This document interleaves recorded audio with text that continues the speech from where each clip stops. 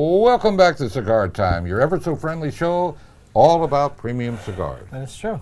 Welcome back, everybody. Thanks for having us back, Wink. Today, we're visited by a luminary in the cigar business, the Executive Vice President of Sales. Yeah, I gave you a promotion. Are you going to get a raise now? Yeah, I did get the raise. It was another boy. Remember, I'm in for 10%. You get two out of boys. Yeah, I do get out of it. Yeah, that's good.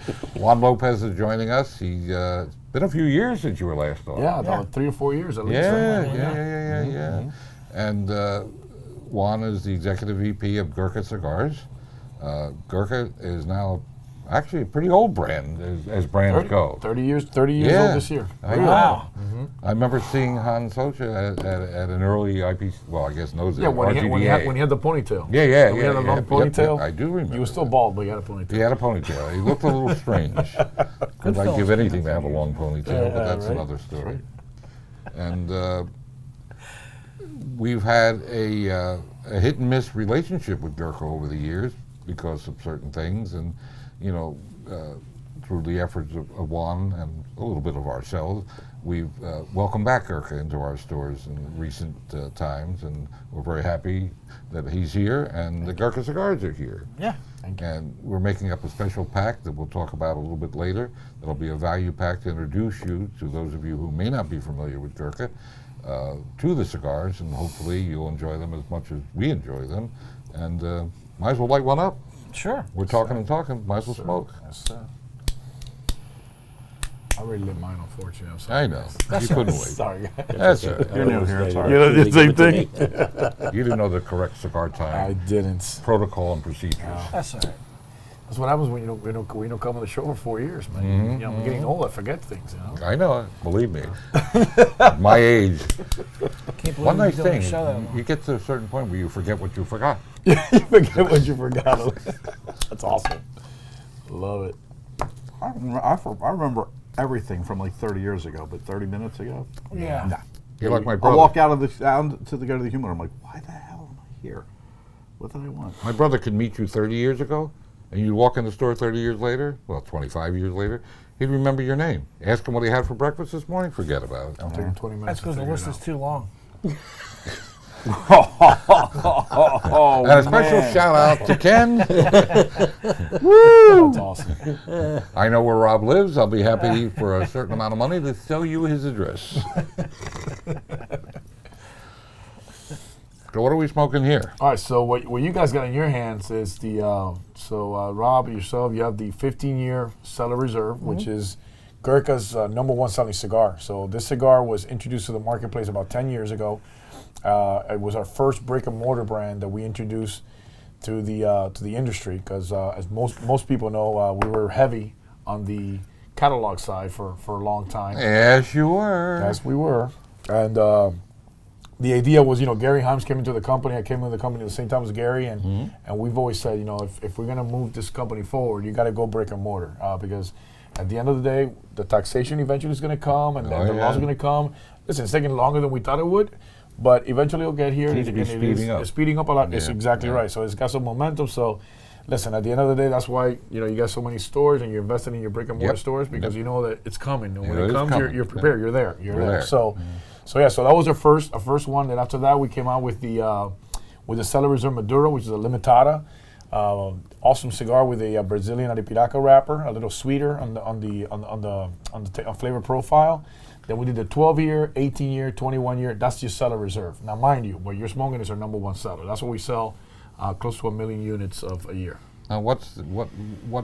So What's the 15. 15? Yeah, 15. what is Okay, that all about? so it's funny because I always get the question asked, hey Juan, 15, 18, 12. So what I tell them is this: there's no possible way you could have a cigar that's 15 years in tobacco. It doesn't exist. It really doesn't exist. So what it is one component. All it takes is one component of the cigar for it to qualify on the 15. So for example, this year, that Criollo wrapper is 15 years old. Okay. Oh, I thought it was the band. It's the wrapper. Well, the band. I thought they printed them 15 years ago and just held them out.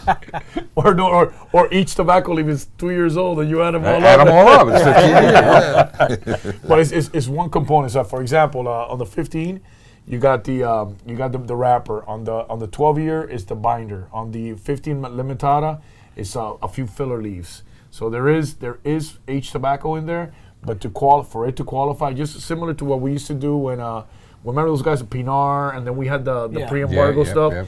Listen, pre-embargo was just one leaf. There's no way that the full cigar was pre-embargo tobacco. It just doesn't exist. There's not enough of it to go around. Right. So that's what qualified it. And that's how, when you went to the government to get that paper that says pre-qualified for the pre-embargo, that's all it took. It was one component and one leaf. So there's actually a standard with that? Like when you say that the 15-year, or is that just like what Gurkha's decided? No, that's what I felt, and that's when you go to try to sell something, what's going to happen is, come on, man, you're full of crap, blah blah blah. It's not 15-year-old age tobacco. No, it was one component. The first one we did was this one. So we said, if that's all we need, we could make an 18-year. We could make a 12-year, because you can find you can find those leaves. I mean, mind you, they're going to cost you a little more money. You're going to pay for it. But the cigars aren't inexpensive. There's a $15 stick. You know, so it is what it is. That's what they cost. So that's the whole. When you look at anything that's like vintage and stuff like that, it's usually one component is what it takes for it to be considered vintage or aged tobacco. Don't you think some companies, not necessarily yours, but some companies do that to death? Yeah, the age and vintage and limitadas. Well, I think because the way the cigar industry. Remember, I always talk about the cigar industry. The cigar industry, we're a pimple in an elephant's butt. Oh yeah, right. That's what we are. So what happens? Who pairs up with cigars? Scotches, bourbons, right? How do Scotches bring up their price and sell their things? Age. 12, 8, 15, 20, 30. You get some crazy numbers. 45 year. So that's how they do it. So I'm thinking that's the model that some of the companies follow because it makes a lot of sense to the consumer. Right. So they see it. They're like, oh, it's just 15. It might be like a Macallan. It might be, that's. Yeah. So they, it's in their head, and I think a lot of the owners of the cigar companies think that way. Interesting. So that's my take. That on is it. interesting. Yeah. Now your company has been around for 30 years now. Yeah, 30 years. This year's our 30th anniversary. Unbelievable. So we introduced the Trenta cigar, which is being shipped actually this week, made by the good folks at Arganosa Leaf. Which we're very excited to work with. Yeah, they're good people. Man, these guys have some great tobacco. I love everything, almost everything they make. It's Great fantastic. tobacco. Remind me before I leave to give you the new Nicaragua series. That's been a home run for us. That cigar, we went in there. Jim Colucci, the president of the company, good friend of yours, went in there and started talking to Eduardo Fernandez. And I mean, listen, he secured us the 99 Corojo, which they grow, their Jalapa, which they grow, and then we, other components, the Ligero and the Seco and Viso and whatnot of it's a little bit of Celia, a little bit of Ometepe, Plasencia, obviously, and I made a great blend, dude. The cigar is amazing. It's a medium to full. A little bit of pepper in the beginning, then it gets that sweet, earthy, nutty. It's just a great stick, but it keeps the flavor throughout, and it changes. So it's got complexity to it, which is key. A lot of cigars that start off strong peter away, right? They're like, they die. This one is a home run for us, and so we're very excited. We shipped out the first 600 boxes of each sizes already, and we're getting reorders. It's only been a month, and we're getting reorders already. Yeah, it's pretty exciting times. Good for you. That's so awesome. yeah, man. So we're excited. I think it's an incredible cigar. On top of that, we also brought out the Gurkha. So it's called Gurkha Real. So people look at me and go, so Jim Colucci, Romeo and Juliet. Yeah, well, I know. So I go, all right, so we'll call it the Gurkha Real. So, okay. Is that a little revenge? Yeah, I'm not gonna get into that one. This is on film. I know the story. So again, going after, we wanted something mild, creamy, real smooth, at an affordable price point. In that $7 to $8 sweet spot. Yeah. And I think that's what we conquered with the Real. So we're very excited about that as well. That's been shipping as well. So the 30 years, Art, like you're saying, is people forget because Gurkha's been around a long time, but how Kaiser started this company, he was the first guy that went into stores, again with a long ponytail, an infused cigar that didn't exist back in those days in '89. He went in with an infused cigar with cognac that not everybody drinks, and told people, here's the cigar that I'm going to charge you $6 wholesale. You're going to charge $12 in 1989. Now, mind you, back then the most expensive cigar was probably Davidoff at $7-8, right? Yeah, exactly. So they're like, this guy's crazy. So you know what? He went to Florida, literally give the cigars in a consignment, sold to some of the duty frees. So once you get into the duty free, people are traveling. They go back to their hometown. They start asking for it because it was a unique item. So that's how we started, man. And now the Grand Reserve is still top 3 selling cigars for us. We sold a ton of that cigar. Wow. It's That's pretty impressive. crazy. Yeah, it's pretty crazy. He's always had an eye for displays and marketing. He came out, what was there, $1,000 cigar or something? 1,000. That was back in the day. We got 2,000 now. 2,000. Well, inflation. It's funny you say that because he gave me the HMR when I was at Toronto because we made cigars for him. Yeah. And he gave me like 2 HMRs and every day I go, and I'm with Gurkha now 10 years. I go to Kaiser. Man, I should not smoke those cigars. Now they tripled in price. I should have kept those things. Yeah. He's like, Yeah. "Oh, you see, you lost. It's on you." But he made some. Yeah. He made some. I should probably call it cigar furniture. Some of those boxes. Yeah. Well, he comes from the watch industry. His family. That's I where didn't they're know from. that. They're in the Okay. watch industry. So when you're selling some high-end watches, what do you do? You get those High-end beautiful box, boxes yeah. to go with it, Yeah. whatnot. Yeah. So funny story is when I met Kaiser, through Toronto and whatnot, and I got to the company, I told him, I just told him, listen, Kay, your cigars are okay. You make museum pieces. And he goes, what do you mean? I go, so what does a museum piece have in common with Gurkha? Museum pieces are too expensive and they collect dust because no one could afford them. Oh, you told him good. I had to. Good dude. Listen, you had the beauty in Yeah. a beautiful frosted tube with a piano finish box. Yeah. $30 a stick, dude. Yep. For a Connecticut mild cigar. Good There's luck. only one company that gets away with it, that's Davidoff. Yeah. And they're having a hard time doing it. I mean, well. think about it, you know what I'm saying? But anyway, so that. Then he comes out with a Beast, minus the tube, at $25, but a Maduro. Okay, and they sold at first because everybody wants to try everything Yeah. at first. What is this? Yeah. Exactly. What's new? Our industry's Yeah. become what's new, right? What's new? Yeah. So he did that. Yeah, it worked for 2 years, and then before you know it, you sat there, and they were expensive. Yeah. And people realize, listen, there's a lot of great $7, $8 cigars Yeah, out there, man. exactly. That you could buy 3 cigars for the price of one of his. Yeah. Yeah. So that's why we started going into just still making beautiful boxes, but concentrating more on making better cigars.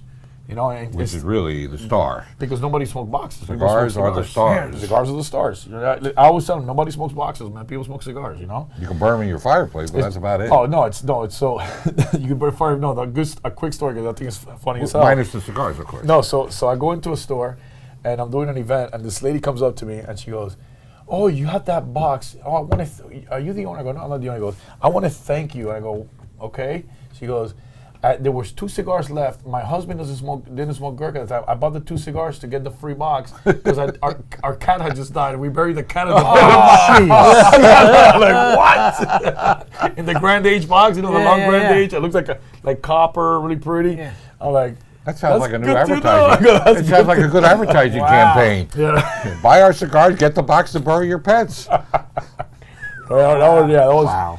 So as a company, we've evolved into, yes, we still have some nice stuff, right? But it's more, the cigars got to be a little bit, Yeah. better flavor profile, more consistency, which is the key in this industry.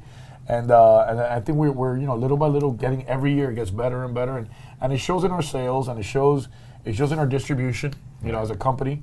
So yeah, we're excited. We're very excied. I'm sorry. no, You go guys ahead. are smoking the Cellar Reserve. This is the Heritage. Okay, so we're smoking the Heritage. So the Heritage is one of the ones that, I helped. I went down to Esteli and American Caribbean Cigars. They make cigars for us, and I wanted something with a San Andres wrapper, with Nicaraguan. So I wanted Nicaraguan. I would definitely want it Ometepe because I like the sweetness of Ometepe, and I know it takes off the edge of the Ligero that you put in from Esteli. So that's what we're smoking. It's a medium body stick, a lot of flavor, a little bit of sweetness because of the wrapper, and then you pick up a little bit of like white pepper in the beginning. Then it gets nutty, earthy, real smooth, really good cigar. I don't know if you're enjoying yours, but that's the plan. So on the Maduro, then we have a Habano, which is the same exact blend, but the Habano was different. It's the one with the green. It's got the green ribbon underneath. You guys have it here. It's right there. The difference in that one is I front loaded the cigar. So we took a full leaf of Ligero and we put it within the first inch of the cigar. So pepper, a pepper bomb literally in the beginning, Right. and then it goes into that nutty, earthy flavor profile. So that's the difference between the two different heritages. Fascinating. Nice. Yeah. No, I mean, I'll try one later. I mean, Okay. this company has really moved when you started, and with them, and then when Jim and the gang came on board a few years ago. I mean, you're taking it in an entirely different direction than it was many years ago. Absolutely. And I think you're to be applauded for that, Thank because you've done a lot.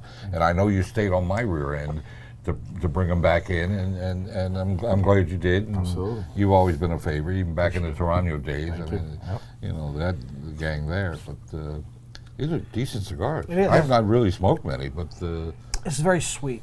Very sweet tasting cigar. yeah, it has a nice It's finish. nice. I mean, Nice tobacco-y sweet. It's, I'll tell you, man, that cigar, everybody loves it, man.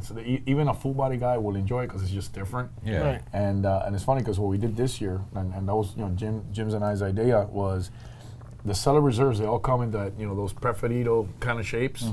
So as I travel the country, I'm getting from all the customers and the retailers, only 30% of the people smoke preferido sizes. Yeah. You should maybe consider parejo. So we came out on the 15 and on the 12, which are our top two selling sellers, Robusto and a Toro Parejo. So you get them now in a Parejo, yeah. And they smoke fantastic. The thing about these, shape of it. I love that shape cigar. I love this shape, but you know Love what? it. So like when I travel, I went to, I was in Germany, and these guys are smoking it. Those guys are used to the Cubans, so they're used to a tight draw. Right. So one guy lights a cigar, and he goes to me, and I explained to him how to smoke it. So he's lighting it, he's smoking, and he goes, mine is not drawing well. I go, okay, so let me see. So he literally didn't even take the pigtail out, and when he's lighting it, he doesn't torch that little nipple, because you got to torch You that little gotta nipple, yeah, right? yeah. So he's torching it, and then he's like, "Did you not hear the part that I said? Preferidos was key. Is what Rob's doing. You bite down on the end Yeah. and you draw, and you get a ton of smoke. Yeah. See how you bite down on yours, and you did a V cut, which that always helps too. But Yeah. when you bite down on the cigar, dude, that guy goes, he wanted a new cigar. I go, just listen to what I told you. Just bite down on it. He goes, whoop. A cloud of smoke. He goes, that's good to know. I go, what the hell do I know? Let's go around the table, even though we're smoking different kinds. But Yeah. I'm interested to try that one. I don't think I've had that one. I always smoke these. Yeah, that's number one seller. Yeah. This is good. I'm getting like a white pepper up front, and also it's definitely earthy, but there's like a little subtle note of almost like a maple or something. The I'm sweetness, getting that's from the it. ometepe. Yeah. I got mine was caramel from this one. Sweetness, not cinnamon. not cinnamon. Stop with the cinnamon. I smoke these two together No, at the same time. I've done that before. Like so have I. You're like a Sunday or a Saturday. Moose? I'm enjoying the hell out of this. This is a good cigar. Which one are you smoking? Same one. The you had, Heritage. Okay, the Heritage. Okay. And you know me, I'm more of a full-bodied smoker, Yeah. so I enjoyed the peppery at the beginning of it. Yeah. It's mellowing out a little bit, but it's still got a lot of flavor to it. Very good cigar. Yeah. Thank you. Thanks, most appreciate that. So yeah, so we're making some good smokes, man. I'm really excited, and I'm excited to be back with you guys, and we're making a special pack for you guys. Yeah, I can't wait. So what we're doing is, we made a decision on, obviously go with the good stuff, which a lot of it's good, but these are, I think, value-wise, this is Right. where we want it to be.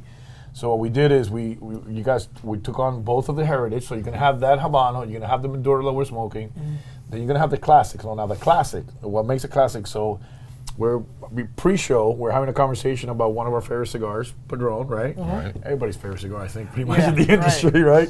They and sell well. They do. And well, I always told George, I go, you know why you don't put cellophane on your cigars? He goes, why? He goes, because they sell too fast. Why spend the extra penny? Yeah, exactly. Yeah. You know? So when we went down to blend this one, I wanted the same components. Now, it's not going to taste like a Padron, but it's got a little bit of that earthy, sweet, nutty. Yeah, Padrons are yeah. really nutty. Right. And that classic, it's a sleeping giant. It's a great little cigar, but our portfolio is so large. So the one of the things that I'm doing this year, Jim and I are doing this year, is we're taking. So we started doing our homework, right? So you Jim, Mr. Crunching the numbers. Yeah. We realized that out of the 67 or 68 SKUs that we have available, God. right? Wow. No, 70% of our sales come from 23 SKUs. Yeah, exactly. So you know what? So now when we have our sales meeting, it's going to be, gentlemen, all these cigars here are going to go to cigar heaven. You know what happens when you go to heaven? You don't come back. You don't At come least back, nobody's yeah. tapping me in the shoulder No. yet. Told me that we're up there and it was a Yeah, good, yeah, so yeah. so they're going to go away. Now, mind you, there's going to be some customers that are going to be not happy. Walking about it. Yeah. So I told the guy. So we'll tell the customers very simple. If you really enjoy that cigar and it sells well in your store, we have the recipe. I can make that for you in bulk all day, every day. Yeah. You can still have it, but it won't be in a box. It's going to be in a bundle. It's going to be in a 5-pack or whatever pack you want to make. But the cigar is a cigar. But the cigar is a cigar, correct. Yeah. So we're gonna focus on that, on those 23 SKUs, which is the way to go. Because as you know, when you're in retail, it's all about the real estate. Oh yeah. So it's that's the plan for this year, and I think it's the way to go. I think most We had this conversation yesterday. Yeah, we did. Yeah. Exact same conversation. I think most consumers don't realize the cost of boxes, Yes. how it impacts the price of a cigar. Oftentimes, I mean, if it's a cardboard dress box, that's one thing. But even they still cost money. Absolutely. And you put them in a nice wooden box, you're talking probably anywhere from 20 to 50 cents a cigar. That's correct. Yeah. That's I correct. know. That's I know. correct. So I mean, a lot of times when we buy in bulk and we buy in bundles, it's the same exact cigar. I mean, you're not smoking the box, again, unless you're putting it in a fireplace. So sometimes when stuff comes out of a bundle, it's even a better value than the stuff that's coming out of a box on the shelf. Absolutely right. But people, they always think it's different. If it comes in a bundle, even though it's the same cigar, They feel it cheapens it. Which in reality, that's not true. not even close to being true. It's just the perception of. If you change anything with the appearance of a cigar, if you go from a 25 count to a 24 count, or you change the band, you put an extra band on it, they swear it's a different cigar. It's a different cigar, yeah. I know. Look how many retailers, you probably see it in your travels more than we see it, but a lot of retailers, their whole shelves are just lined with trays. Yep. Their whole dispense is all done through trades. And it's funny that you mentioned that, because that's like the thing the last few years that you see more and more of. Yeah. Because what happens? Companies keep coming out with different sizes, new limited editions, and then you got all the new boutiques coming in, that kind of stuff. So, land or real space, estate. Real estate is at a premium. Yeah. So how do you maximize real estate? Make Put 'em those in beautiful trays. trays, and you know what? Let the cigar sit on its merits, on the cigar itself. Yeah. Forget what it's packaged I actually in. like that though. The trays. I do. Yeah, me too. Some people are violently against it. I know. You guys all make these beautiful boxes, and they're beautiful boxes. They are, yeah. But on the shelf, it takes up too much room. Do you know how much more many cigars we can get in our humidor? I know. If we put I know. if we put trays or I build know. something that like our Eduardo display. Yeah, exactly. You build something like that, and you put them all out there. We could easily double Easy. what we have in our humidor. And especially the bigger companies, all they want to do is just keep cramming this space and cramming And this if a space, customer wants to buy trying a to box, freeze you can everybody sell else them the off box. the shelf. Absolutely, you can. But I like the trays. A lot of people don't like them. Not only that, the trays. Manufacturers don't like them because they go into. You guys put a lot of work and effort into Absolutely. building Yeah, the box. yeah. Listen, I understand I think, Rob, to your point, I think it's going to go away when it hits, because it's going to hit. That 30% of the box has to be labeled with, for the Yes. FDA. Yeah. You know what's going to happen? People are going to go to trays. So now what's going to have to can't. happen is, But they're not allowed to, though. Well, so I asked this question to Glenn Loop, and he goes, "That's a good question because it's not written in any laws. No, How are you going not. to deal with the trays?" Yeah. No, you can't take it out of the original packaging. No. Well, you can change the original packaging, and you can. Of course, you can. If your real estate is your humidor. Yeah. I mean, maybe you might know something I don't know, but I the way I They feel. can't enforce it. Right. How can they enforce it? Like I said, No, inspectors how in they every do- store. Right. They're going to make, here's where I think it's going to go, because there was some discussion of this years ago. I think they're going to put at your counter, you're going to have changeable warnings. It'll change. We have to have that eventually. Well, I think you might be able to trade that off for the trays. Right. You may have to have where they can't avoid it. Every time they buy a cigar and they cash out, they see the warning, whatever the warning is for that period of time. Right. I think that'll be in lieu of messing up the boxes. I think. I hope. Well, it's just like going to people say infuse, and, like I love what Lars T came back, and Lars, awesome guy, known him forever too, like you have. Yeah. And he goes, he gave me one of his cigars, and he goes to me, "Be Juani, but mine are not infused, mine are conditioned." And I go, "Oh, that's a great word, man." Good luck. Good luck. Yeah, right. Mine are conditioned. I go, And more. So not a boy. I like that's more smart. and more states and cities are banning flavored cigars. We have like what two cities like the last 2 weeks have banned. Yeah, Right? I know New York, the whole state. Yeah. And then I think I forgot the other one. L.A. and Philadelphia. They're in the process of banning. That's crazy. It is crazy. I mean, you got a legal product. This country was founded on tobacco, for God's sake. That's a fact. Isn't that crazy though? And again, going back to when you are the little pimple in an elephant's butt, leave us alone, man. Right, just leave us alone, man. I've never seen a 16-year-old kid smoking cigars. I just haven't. Yeah. The FDA came out with their own report that says that they're not smoking this kind of stuff. Yeah. I know, but they don't believe their own. Well, I think for them, man, more than anything, as you guys know, you remember when we used to import cigars in here, it used to be 5 cents. Yeah. The issue comes out 4.7 cents. Yeah. Now it's 50 40, something, 48, 50, 60, whatever they want it to be, right? And again, it makes no sense because that money is not going to where they said it was going. It's supposed to be for the kids and the education. Right, Okay, that's not happening. Exactly. Oh, that's the word they use. That's the just word like they Social use. Security was supposed to be a trust fund set up for pensioners. Right. Now it just goes into the general fund. Correct. Well, I'd like to be a relative of that old general. Yeah. I like that. But it's really, really, it kind of breaks my heart. And it doesn't matter which side of the aisle you're on.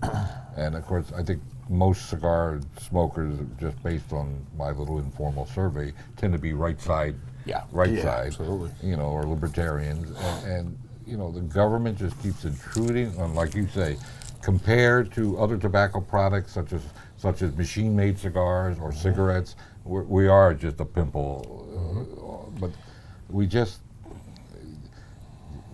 leave us alone. I mean, most of our stores are in Pennsylvania where you have to be carded to even walk in the door. Yes. If we allow smoking, you have to be over 18 and soon to be 21 to even walk in the door, let alone buy anything or smoke. And all the science, and I've been reading this stuff forever. I have never seen real competent science that correlates early death and smoking cigars. It just doesn't, or cancer. The FDA had their own report. It said it. It confirmed it. Yes. Confirmed it. Listen. And as Juan said, 16-year-old kids aren't buying $10, $15 cigars. It's ridiculous. Not when they have you can buy weed cheaper than that. Yep, absolutely. Think about it. Oh, I mean, look at Colorado. Tobacco tax is 40%. They're about to pass a bill to raise it another 20, so it's going to be 60%. Now, mind you know how much the weed tax is? 25. 25, yeah. Wow. Really? It's amazing. Well, as we draw to the conclusion of our, I guess, this is our second show of the new year, something like that, or third show, whatever. I lose track. We want to thank you all for watching. Remember, even though we don't have stores on every street corner, although we seem to be working on that, support your local brick and mortar store that gives you a place to smoke this time of year. Hopefully they give you a nice warm cup of coffee and have a TV to watch and a lot of people to hang with. So until next week, don't forget our Saturday night show. We want to thank Juan very much. Yes, thank you, Juan. Juan. Dear friend. Appreciate And we'll see you next week. Ciao for now, everybody. Bye-bye for now.